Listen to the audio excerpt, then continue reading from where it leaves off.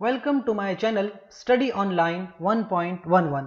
इस चैनल पर आपको ड्रग्स पढ़ाई जाती हैं, कंप्लीट फार्माकोलॉजी बताई जाती है ड्रग्स की कि ड्रग्स के कौन कौन से डोजेज फॉर्म्स हैं, कौन कौन से ब्रांड्स हैं, क्या मैकेनिज्म ऑफ एक्शंस हैं, क्लिनिकल यूजेस क्या क्या हैं, प्रेगनेंसी में ड्रग इस्तेमाल करते हैं कि नहीं, साइड इफेक्ट्स ड्रग के क्या क्या हो सकते हैं।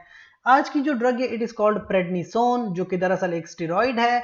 लिहाजा इसके बारे में जानने के लिए इस वीडियो को पूरा देखिए, एंड पे लाइक करें, कमेंट करें, शेयर करें और सब्सक्राइब करें। Starting with the brands, prednisolone का ब्रांड अवेलेबल है, प्रेडनिसोन टैबलेट्स, इसके अलावा प्रेडनिसोन 10 mg, मुख्तलिफ ब्रांड्स अवेलेबल।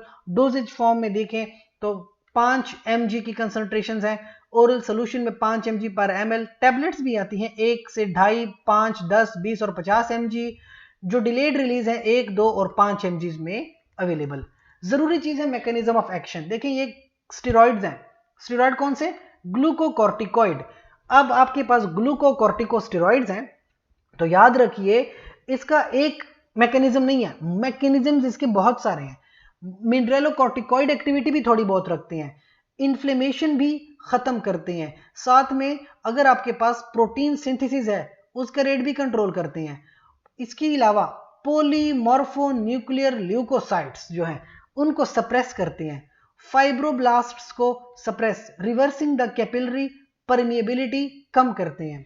इसके साथ साथ लाइसोसोम्स को स्टेबलाइज करते हैं at cellular. So physiological doses में corticosteroids are administered to replace deficient endogenous hormones. अगर किसी के एंडोजीनस हार्मोन्स, उसके बॉडी के अपने हार्मोन्स की कमी है, तब भी आप ये ड्रग यूज कर सकते हैं। वैसे खासकर ये इन्फ्लेमेशन को बंद करती है तो इन्फ्लेमेशन के लिए ज़्यादातर इस्तेमाल की जाती हैं। अच्छा, अब आप क्लिनिकल कंडीशंस पे आ जाएं। ग्लूकोकॉर्टिकॉइड रिस्पॉन्सिव कंडीशंस जो होती हैं उनमें खासकर इस्तेमाल होती है, जैसे कि एज़मा है। एज़मा है, सांस लेने में दुश्वारी हो रही है, ब्रोंको कंस्ट्रिक्शन हो चुकी है, तो 40 से 60 mg यूज होती है पर ओरल, सिंगल डोज या डिवाइडेड डोजेज में 12 घंटे या 3 से 10 दिन तक इस्तेमाल होती है।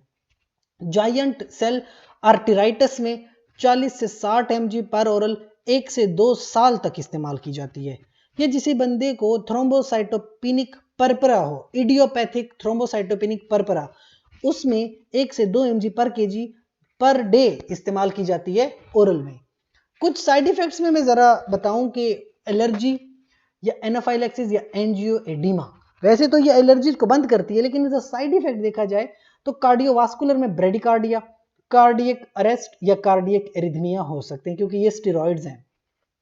Cardiac enlargement, circulatory collapse, congestive heart failure या फैट्स की एम्बोलिज्म, हाइपरटेंशन, हाइपरट्रॉफिक कार्डियोमायोपैथी इन प्रीमेच्योर इन्फेंट्स, बच्चों में। अब myocardial rupture after the recent myocardial infarction, अगर किसी को एमआई हुआ है उसमें प्रॉब्लम हो जाती है। किसी को पल्मोनरी एडिमा है या सिनकपी, सांस लेने में दुश्वारी, टेकिकार्डिया, थ्रोम्बोएम्बोलिज्म है या थ्रोम्बोफिलेबाइटिस, किसी को फिलेबाइटिस है या वास्कुलाइटिस है, स्किन के ऊपर या टिश्यूज में वास्कुलाइटिस हो चुका है। ये कुछ साइड इफेक्ट्स हो सकते हैं बिकॉज ये स्टेरॉइड्स हैं, तो एहतियात करना चाहिए। इस तरह की ड्रग्स खुद से इस्तेमाल नहीं करते, अपने डॉक्टर से मशवरे के मुताबिक, फार्मासिस्ट से मशवरे के मुताबिक इस्तेमाल करते हैं। कोई भी क्वेश्चन हो प्रेडनिसोन के लिहाज से तो हमसे ज़रूर पूछिए कमेंट सेक्शन में। इसके साथ साथ हमारे चैनल को लाइक करें, कमेंट करें, शेयर करें, सब्सक्राइब करें। अपना ढेर सारा ख्याल रखें। शुक्रिया।